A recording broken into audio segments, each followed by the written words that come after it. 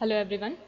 Last class के अंदर हमने कैरिंग कैपेसिटी ग्रोथ कर्व के बारे में पढ़ा था।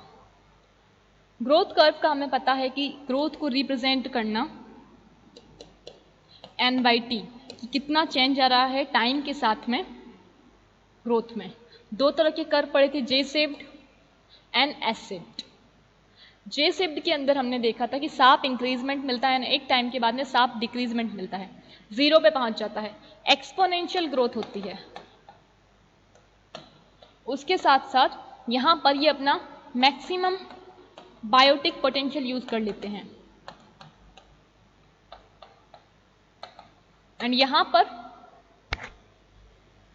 और ये अनसैचुरेटेड एनवायरमेंट के अंदर होता है। यहां पर सैचुरेट एनवायरमेंट होता है, ग्रोथ लॉजिस्टिक होती है,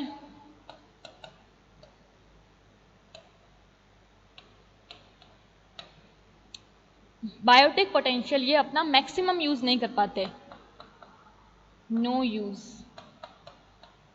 क्या मैक्सिमम बायोटिक पोटेंशियल को ये मैक्सिमम यूज नहीं कर पाते हैं, कम यूज करते हैं। उसके अलावा यहां पर एक कैरिंग कैपेसिटी आती है। आपको ये C/N/Y दोनों से लिखा, C और K दोनों से लिखा हुआ मिल सकता है। कैरिंग कैपेसिटी क्या होती है? कैरिंग कैपेसिटी का मतलब है एक लिमिट, उस एरिया की लिमिट कि वो कितनों को सपोर्ट कर सकता है।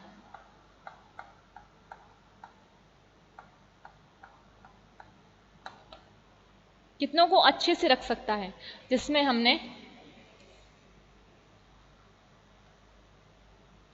एक बनाई थी मैक्सिमम, जिस तक नहीं पहुंच पाएगा, और एक बनाई थी ऑप्टिमम। ऑप्टिमम तक फिर भी पहुंच जाए, लेकिन मैक्सिमम तक नहीं पहुंच पाएगा, और अगर पहुंच गया तो बूम ब्रस्ट साइकिल आपको इस तरह से मिलता है। ये सब हमने लास्ट क्लास के अंदर बात की थी। अब हमने जो यहां पे वर्ड यूज किया है, बायोटिक पोटेंशियल। बायोटिक पोटेंशियल क्या होता है? बायोटिक पोटेंशियल, बायोटिक पोटेंशियल ऐसे कह सकते हैं, ये इसका एक और कैरेक्टर है। पॉपुलेशन कैरेक्टर में एक कैरेक्टर और है, जो कि है बायोटिक पोटेंशियल। बायोटिक पोटेंशियल का मतलब होता है किसी भी ऑर्गेनिज्म की, किसी भी इंडिविजुअल की, ऑर्गेनिज्म की जगह इंडिविजुअल ले लीजिए, किसी भी इंडिविजुअल की maximum reproduction capacity. Maximum reproduction capacity का मतलब कि जैसे एक बर्ड,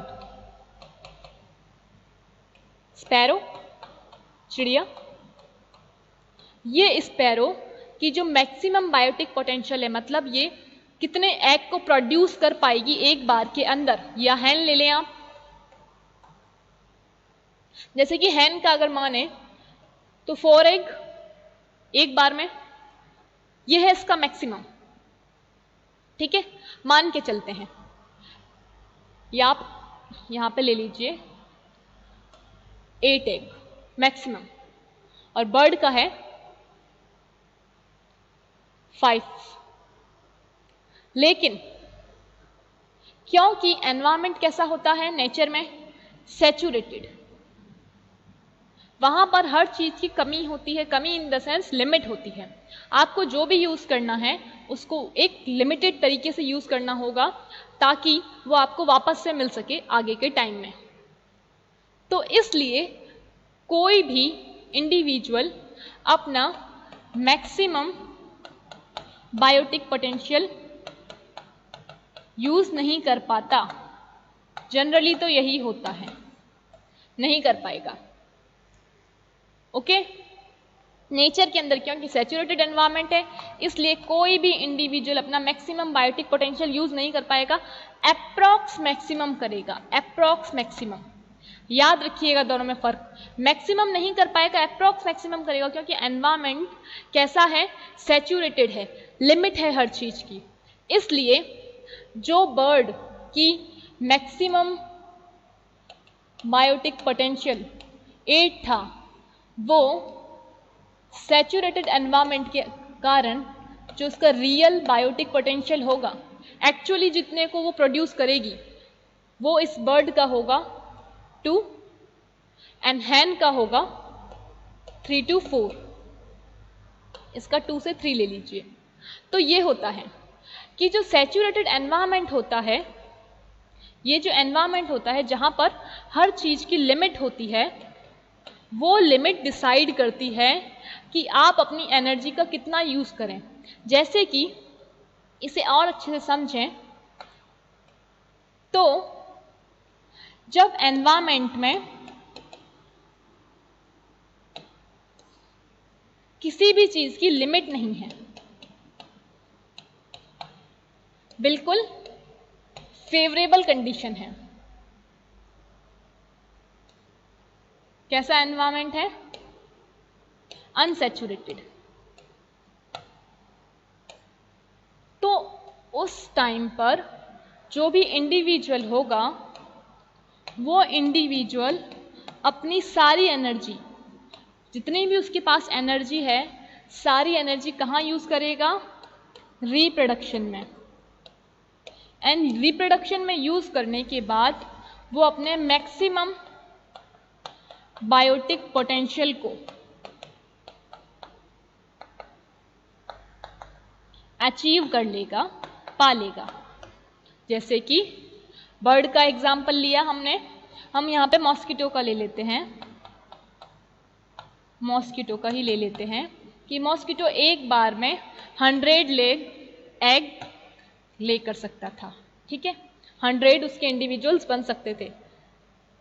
तो क्योंकि एनवायरमेंट कैसा था, फेवरेबल था, अनसैचुरेटेड था, तो उसने 100 के 100 एग को ले कर दिया, 100 इंडिविजुअल जन्म ले लिए। अब जब एनवायरमेंट होता है कैसा, लिमिट प्रेजेंट होती है, यहां पे नो लिमिट लिखिएगा। जब लिमिट प्रेजेंट होती है, सैचुरेटेड एनवायरमेंट होता है, हर चीज की लिमिट है। लिमिट के साथ साथ लिमिट किस किस की होगी, और सैचुरेटेड एनवायरमेंट, दोनों को कनेक्ट कीजिए। Food, space, mating partner, and वहां पर प्रेडेटर का प्रेशर होगा, प्रेडेटर प्रेजेंट होगा, उसका प्रेशर होगा, परभक्षी, क्योंकि सैचुरेटेड एनवायरमेंट है।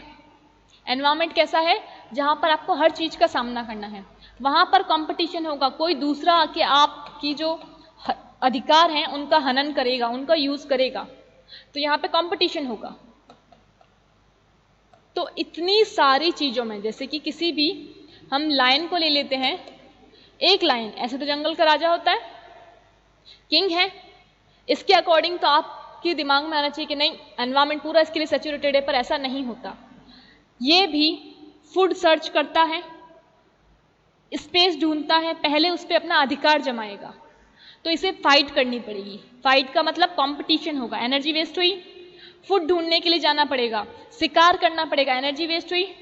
स्पेस जो इसने बनाया है उसकी रक्षा करनी पड़ेगी, टेरिटोरियल बिहेवियर, आसपास घूमता रहेगा, उसकी रक्षा करता रहेगा, एनर्जी वेस्ट हुई। मैटिंग पार्टनर के लिए इसको लड़ाई करनी पड़ेगी, प्रेडेटर से बचने, वैसे तो इसके ऊपर कोई प्रेडेटर नहीं होता, पर इसके जो काफ हैं, यानी कि जो इसके बच्चे होंगे, उनको बचाएगा ये, तो उस वजह से यहाँ पर प्रेडेटर का इसके लिए खौफ है, जो उनसे बचने के लिए ये अपनी एनर्जी वेस्ट करेगा। इसलिए इनकी जो मैक्सिमम एनर्जी होती है,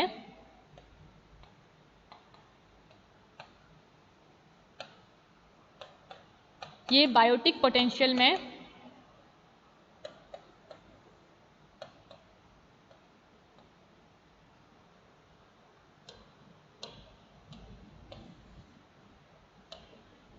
मैक्सिमम एनर्जी बायोटिक पोटेंशियल में यूज नहीं कर पाते हैं।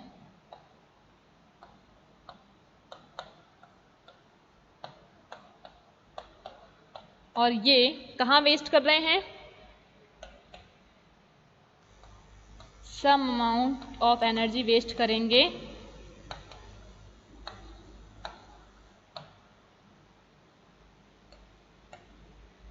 वेस्टेज होगा कहाँ कहाँ?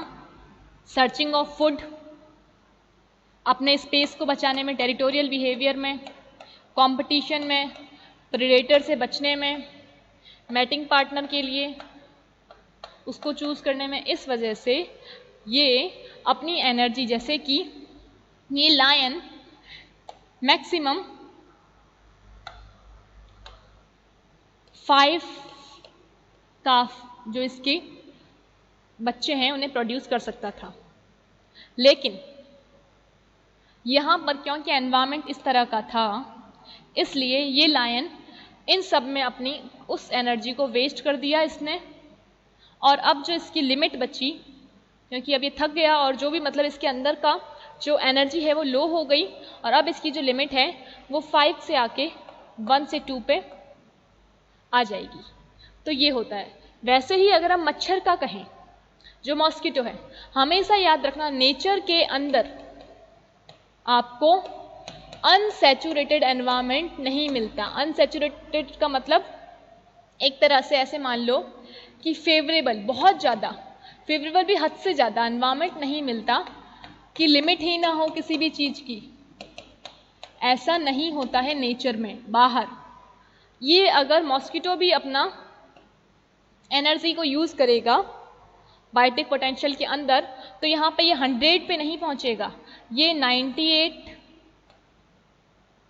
97, 95 यहाँ तक पहुँचेगा। क्यों? क्योंकि चलिए ये सब नहीं, अगर उसे फूड वगैरह के लिए नहीं जाना है, लेकिन फिर भी जो बाहर नेचर है वो कैसा होता है? अप एंड डाउन होते रहते हैं। हमेशा तो बारिश नहीं होती रहेगी, कभी बहुत ज़्यादा गर्मी होती है।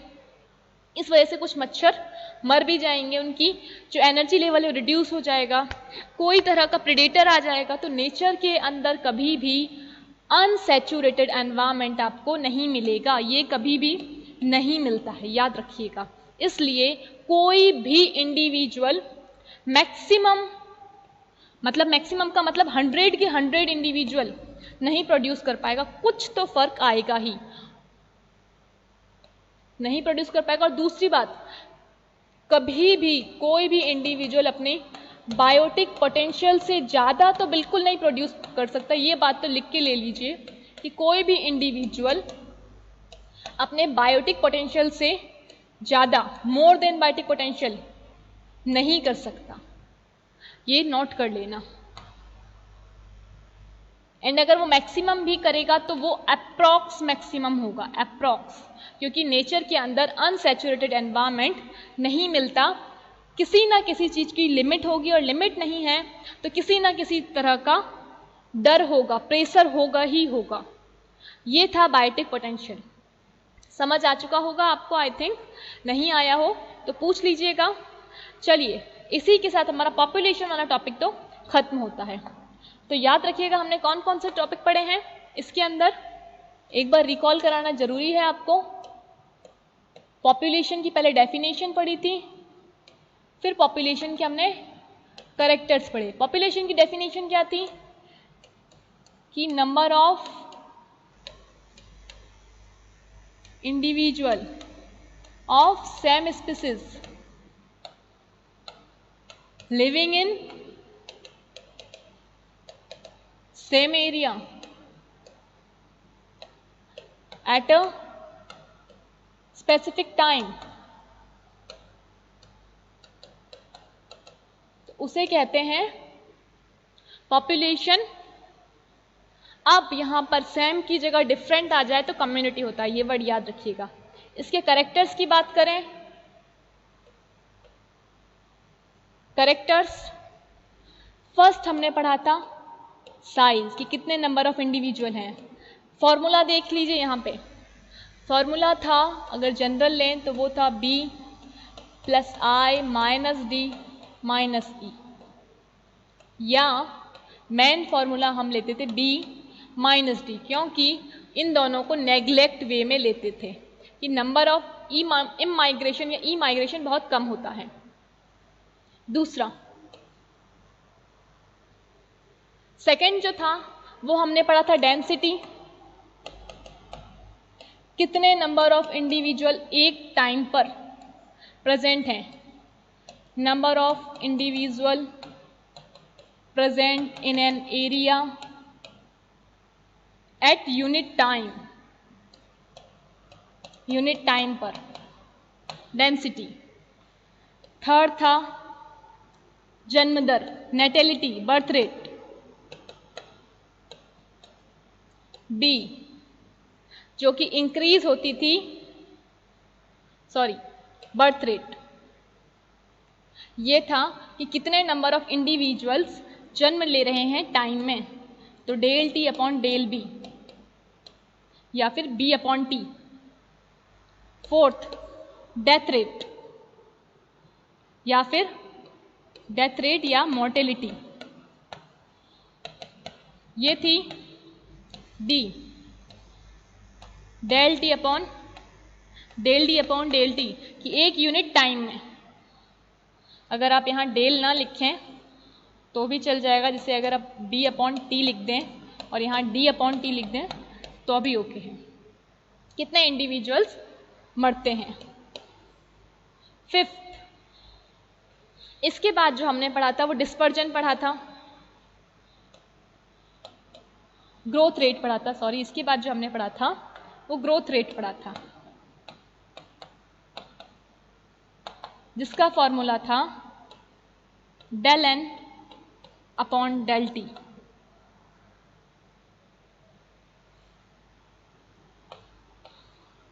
या इसको ऐसे भी लिख सकते हैं d n by d t. दूसरा, इसके बाद हमने डिस्पर्जन पढ़ा था, जिसमें हमने 3 तरह के पढ़े थे, रैंडम, एक दूसरे को टॉलरेट कर लेते हैं, 0-0 इंटरेक्शन होती है, क्लम्ड, ग्रुप में रहते हैं, एक दूसरे की हेल्प करते हैं, फैसिलिटेट करते हैं, दोनों को फायदा हो सकता है, एंड यूनिफॉर्म, ये तो बिल्कुल सहन ही नहीं करते, तो minus minus interaction, competition type की। इसके बाद हमने जो 7th पॉइंट पढ़ा था वो था as distribution.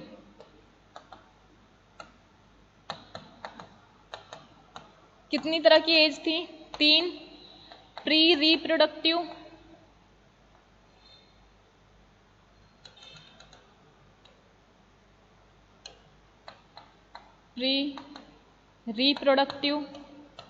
Reproductive age group and post में कौन आते थे? जिनकी एज कंप्लीट होने वाली है, पोस्ट रिप्रोडक्टिव, बुढ़े लोग या वृद्ध लोग। रिप्रोडक्टिव में जिनकी एज अभी रिप्रोडक्शन की चल रही है, मतलब वो रिप्रोडक्शन कर रहे हैं। प्री में जो करेंगे। इसके बाद 8 पॉइंट था एज पिरामिड। एज पिरामिड में हमने पढ़े थे ब्रॉड बेस, इस तरह का, जिसके अंदर हाईएस्ट नंबर होता है प्री वालों का, और कैसी पॉपुलेशन थी? ग्रोइंग। सेकंड हमने पढ़ा था बेल शेप्ड, स्टेबल टाइप की पॉपुलेशन थी, यहां पर ग्रोइंग पॉपुलेशन थी, यहां पर स्टेबल थी। एंड देन थर्ड हमने पढ़ा था अर्न, यहां पर डिक्लाइनिंग पॉपुलेशन थी, इस तरह से, यहां पे ऐसा। फिर इसके बाद जो हमने कैरेक्टर पढ़ा था वो था ग्रोथ कर्व्स, जो आज ही पढ़े।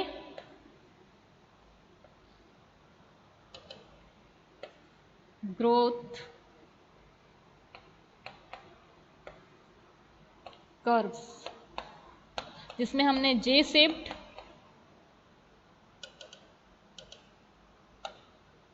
इसमें हमने 2 पढ़े, जे shaped and S shaped.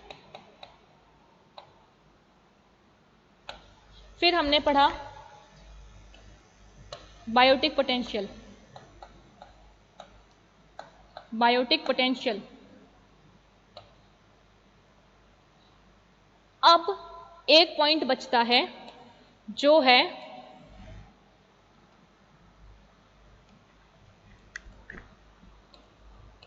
Dispersal. Dispersal का मतलब कि किस तरह से फैलाव होगा। डिस्पर्जन का मतलब था किस तरह से वो अरेंज हैं। इसमें हम अरेंजमेंट चेक करते थे उनके इंडिविजुअल्स की बाकी के साथ में। यहां पर हम पढ़ते हैं डिस्पर्जल के अंदर कि किस तरह से वो फैलते हैं। तो इसके अंदर हम 3 पॉइंट्स पढ़ते हैं, ये देख लीजिएगा, ये वरना कि रह जाता। जो है फर्स्ट इमाइग्रेशन, वैसे मैं आपको बता चुकी थी ये इमाइग्रेशन। इमाइग्रेशन का मतलब अंतः प्रवर्जन। ये मैं आपको समझा चुकी थी लेकिन एज अ पॉइंट नहीं समझाया था, तो इसे लिख लीजिएगा। अंतः प्रवर्जन यानी कि किसी पॉपुलेशन के अंदर आना। पॉपुलेशन में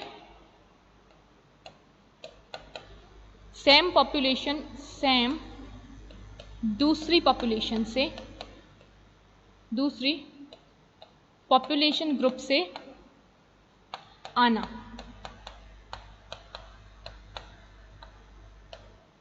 सेकंड इमाइग्रेशन, बहिर्प्रवर्जन।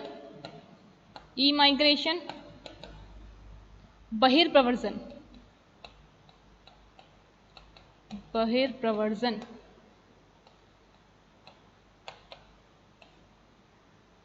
इसमें पॉपुलेशन से जाना। कहाँ जाना? दूसरी पॉपुलेशन ग्रुप में। फिर थर्ड था माइग्रेशन, प्रवर्जन। इसमें दोनों आएंगे, आना जाना। कैसे? एग्जाम्पल की फॉर्म में आप ऐसे समझ लीजिए कि जब इमाइग्रेशन होगा तो वो मेंबर कभी भी लौट के नहीं आएगा। इमाइग्रेशन जब होगा तो वो मेंबर इस पॉपुलेशन को छोड़ के, जो इस पॉपुलेशन में मेंबर आया है वो पॉपुलेशन को छोड़ के कभी नहीं जाएगा। नो लीव, वो नहीं छोड़ेगा कभी भी इस पॉपुलेशन को, इस पॉपुलेशन का ही मेंबर बन जाएगा। इमाइग्रेशन के अंदर हमेशा के लिए परमानेंट है, परमानेंट। इमाइग्रेशन में जो पॉपुलेशन से चला गया, जो छोड़ चुका है, जो दूसरी जगह पे जा चुका है, जैसे कि अगर हम इमाइग्रेशन का एग्जांपल लें तो इमाइग्रेशन में ऐसे मान लीजिए कि कोई आउटर कंट्री से हमारे इंडिया में आ गया और यहाँ पर हमेशा के लिए रह रहा है। उसने बिल्कुल यहीं पे आके अपना सब कुछ जमा लिया है, वो कभी नहीं जाएगा, तो वो आएगा इमाइग्रेशन में। दूसरा, हमारी इंडिया से कोई बाहर चला गया है दूसरी कंट्री में, अब वो वहां से कभी नहीं आएगा, वो वहां उस कंट्री में जाके स्टेबल हो गया है, तो वो होगा इमाइग्रेशन। माइग्रेशन में इंडिया में जैसे कि आप लोग टूर के लिए जाते हैं, आते हैं जाते हैं, वो माइग्रेशन कि आज आ गए, 2 दिन बाद फिर चले गए, 2 दिन बाद फिर आए, फिर चले गए, ये होता है माइग्रेशन में। आना जाना ये स्टेबल नहीं है, ये फिक्स नहीं है। तो ये था थर्ड करेक्ट, 11 करेक्टर। तो इसी के साथ पॉपुलेशन का टॉपिक कंप्लीट होता है। नेक्स्ट क्लास के अंदर हम कम्युनिटी पढ़ेंगे। अगर कोई डाउट हो तो पूछ लीजिएगा, नहीं तो इसे तैयार कर लीजिए। चलिए नेक्स्ट क्लास में मिलते हैं। टिल देन लर्न करते रहिए। Thank you. एक बात और, जो भी पढ़ो अच्छे से पढ़ना, क्योंकि मैंने इतना बता दिया है आपको कि आपके अभी इन फ्यूचर हमेशा काम आ जाए।